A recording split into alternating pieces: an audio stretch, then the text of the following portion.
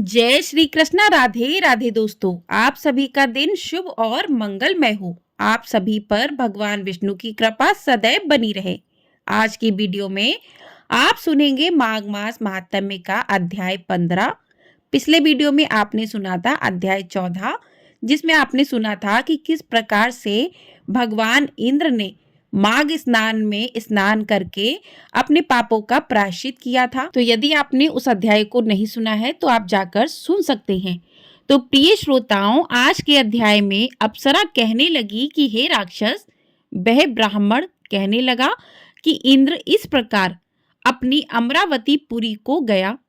सो हे कल्याणी, तुम भी देवताओं से सेवा किए जाने वाले प्रयाग में माघ स्नान में स्नान करने से निष्पाप होकर स्वर्ग में जाओगी। सो मैंने उस ब्राह्मण के यह वचन सुनकर उसके पैरों में पड़कर प्रणाम किया और घर में आकर सब भाई बांधव नौकर चाकर धनादिक त्याग कर शरीर को नष्ट होने वाली वस्तु समझकर घर से निकली और माघ में गंगा यमुना के संगम पर जाकर स्नान किया। सो हे निशाचर, 3 दिन के स्नान से मेरे सभी पाप नष्ट हो गए और 27 दिन के पुण्य से मैं देवता हो गई और पार्वती जी की सखी होकर सुख से निवास करती हूँ। इसलिए मैं प्रयाग के महात्म्य को याद करके सब देवताओं के सहित माघ में प्रयाग स्नान करती हूँ।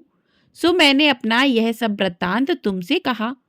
तुम भी इस योनि में पड़ने और कुरूप होने का सब कारण कहो। तुम्हारी दाढ़ी और मूछें बहुत बड़ी बड़ी हो गई हैं और पार्वती की गुफा में वास करते हो।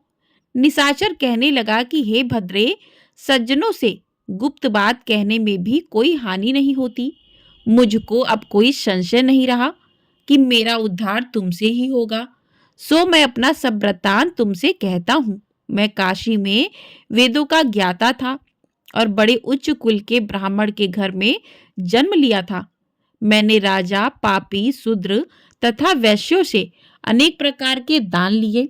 मैंने दान लेने में चांडाल को भी नहीं छोड़ा। उस जन्म में मैंने कोई भी धर्म नहीं किया। वहीं पर ही मृत्यु को प्राप्त हो गया।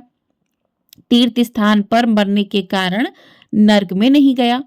पहले 2 बार गिद्ध योनि में, 3 बार व्याघ्र योनि में, 2 बार सर्प योनि में, 1 बार उल्लू की योनि में और अब 10वीं बार राक्षस हुआ हूँ और सैकड़ों वर्षों से इसी योनि में हूँ। इस स्थान को 3 योजक तक मैंने जंतुहीन कर दिया है। बिना अपराध के बहुत से प्राणियों को मैंने नष्ट कर दिया। इस कारण मेरा मन अत्यंत दुखी है। तुम्हारे दर्शन से चित्त में कुछ शांति अवश्य आई है, क्योंकि सज्जनों का संग तुरंत ही सुखदायी होता है।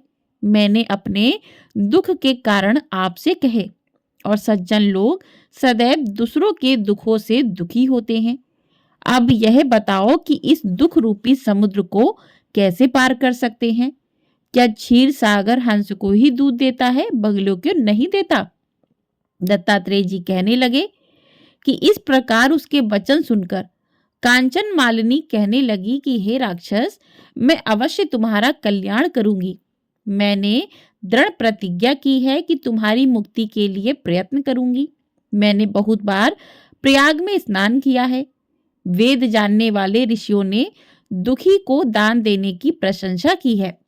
समुद्र में जल बरसने से क्या लाभ? प्रयाग में स्नान करने का 1 बार का फल मैं तुम्हें देती हूँ। उसी से तुमको स्वर्ग की प्राप्ति होगी। उसके फल का अनुभव मैं कर चुकी हूँ। तब उस अप्सरा ने अपने गीले वस्त्र का जल निचोड़कर जल को हाथ में लेकर माघ स्नान के फल को उस राक्षस को अर्पण किया।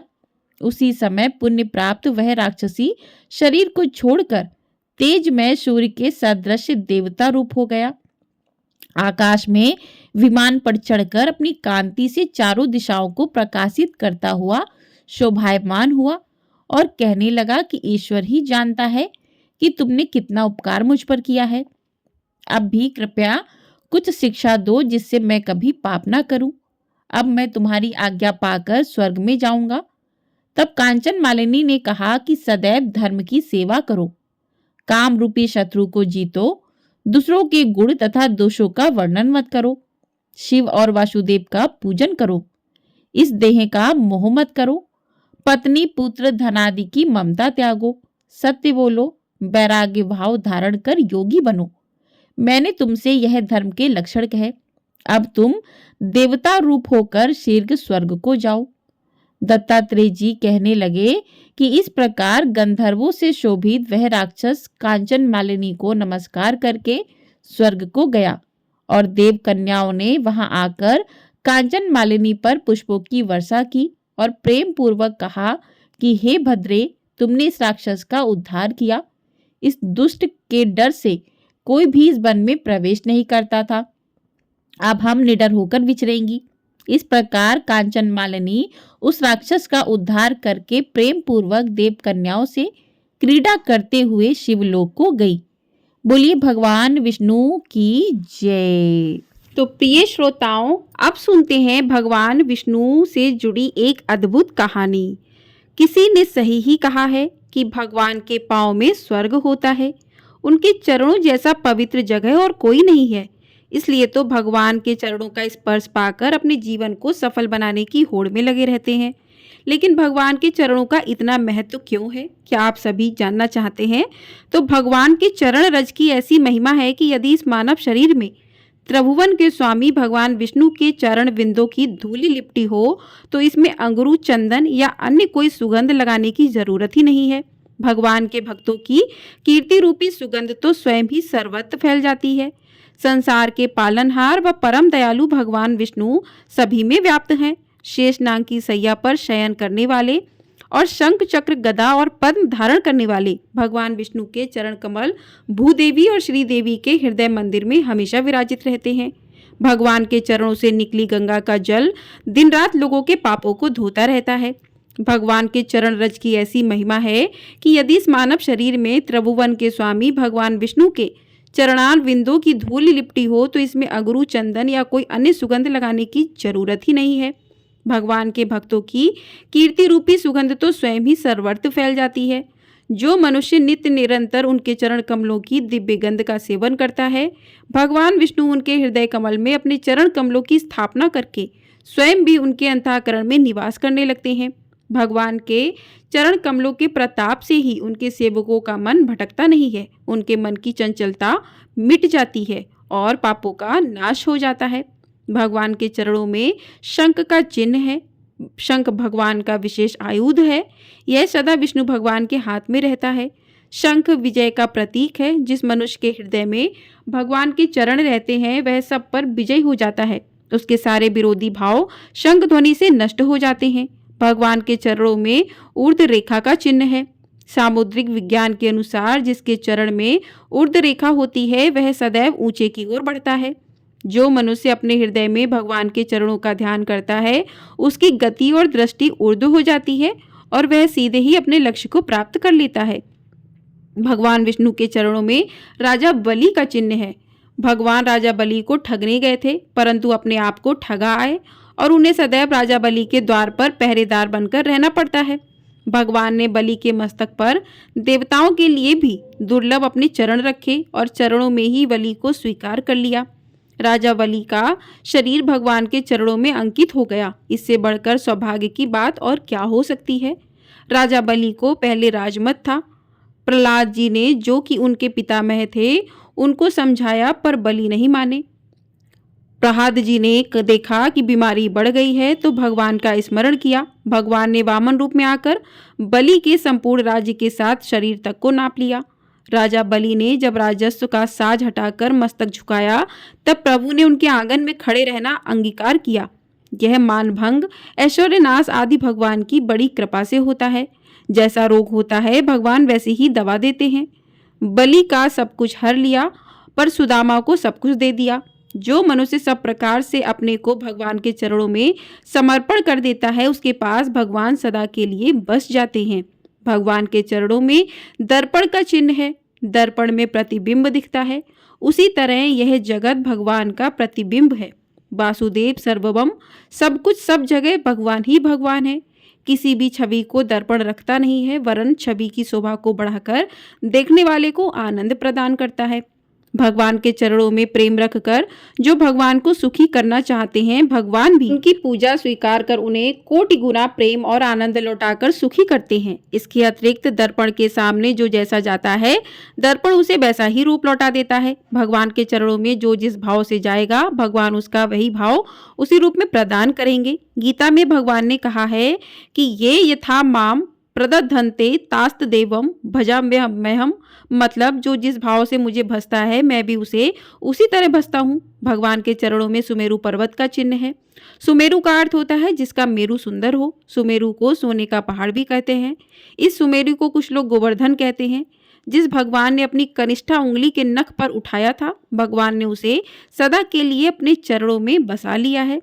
सुमेरु के बिना किसी वस्तु की स्थिति नहीं है। सूर्य भी सुमेरु पर उगते हैं, इसलिए सुमेरु रात दिन की संधि है। जपमाला में भी सुमेरु होता है। सुमेरु माला को व्यवस्था में रखने वाला केंद्र है। स्वर्ण में सुमेरु के अंदर अनंत धनराशि छिपी है, जिसे भगवान के चरण प्राप्त हो जाते हैं, उसे संसार का सबसे बड़ा धन प्राप्त हो जाता है। उसकी जीवन माला व्यतीत हो जाती है। वह जीवन मृत्यु की संधि को समझ जाता है। इस प्रकार से भगवान के चरणों में घटिका का चिन्ह है। यह भगवान की विशेष प्रिय वस्तु है। पूजा में यह अत्यंत आवश्यक है। भगवान की करधनी में छोटी छोटी घंटी लगी रहती हैं, नुपुर के साथ यह भी बजती हैं। इसका तांत्रिक अर्थ भी है। अनहद नाद में 10 प्रकार के स्वर होते हैं। इसमें तीसरा स्वर घंटिका का होता है। घंटी क्लीम क्लीम क्लीम का उच्चारण करती है। यह श्री कृष्ण का महाबीज और प्रेम बीज मंत्र है। यह बीज घंटिका के रूप में आया है, इसलिए पूजा का प्रधान उपकरण है। इसलिए भगवान के चरणों में इसे स्थान प्राप्त हुआ है। भगवान के चरणों में वीणा का चिन्ह है। वीणा भगवान को विशेष प्रिय है, जिसे भगवान ने नारद जी को प्रदान किया था। वादों में सबसे प्राचीन वीणा है।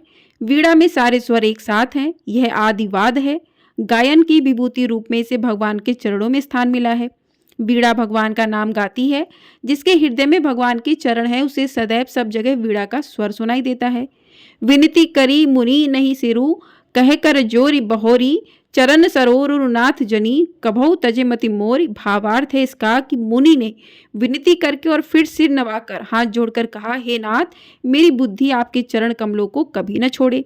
अर्थात मैं भगवान के परम पवित्र चरण कमलों की वंदना करता रहूं, जिनकी ब्रह्मा शिव देव ऋषि मुनि आदि वंदना करते रहते हैं और जिनका ध्यान करने मात्र से सभी पाप नष्ट हो जाते हैं। जिस प्रकार धनोलोलुप मनुष्य के मन में सदैव धन बसता है, वैसे ही हे प्रभु, मेरे मन में सदैव आपके चरण कमल का वास हो।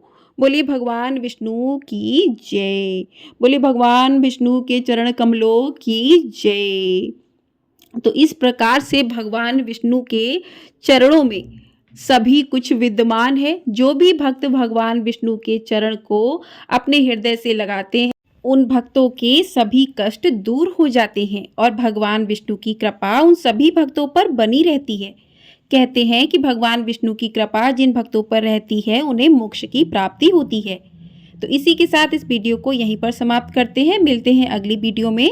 आपको ये वीडियो यदि पसंद आई है तो वीडियो को लाइक अवश्य कर दीजिएगा। चैनल पर नए हैं तो चैनल को सब्सक्राइब कर लीजिएगा। आपको हमारे चैनल पर इसी प्रकार से माघ मास महात्म्य की कथाएं प्रतिदिन सुनाई जा रही हैं। यदि आप इन कथाओं को सुनना चाहते हैं तो चैनल को सब्सक्राइब कर लीजिएगा। और जो भी यहाँ पर वीडियो मैंने अपलोड की हैं, आप चैनल को सब्सक्राइब करके जब बेल आइकन दबाएंगे तो आपको सभी वीडियो समय से प्राप्त हो सकेंगी और आप सभी वीडियो को सुन सकेंगे। प्रेम से बोलिए राधे राधे। जय श्री कृष्णा।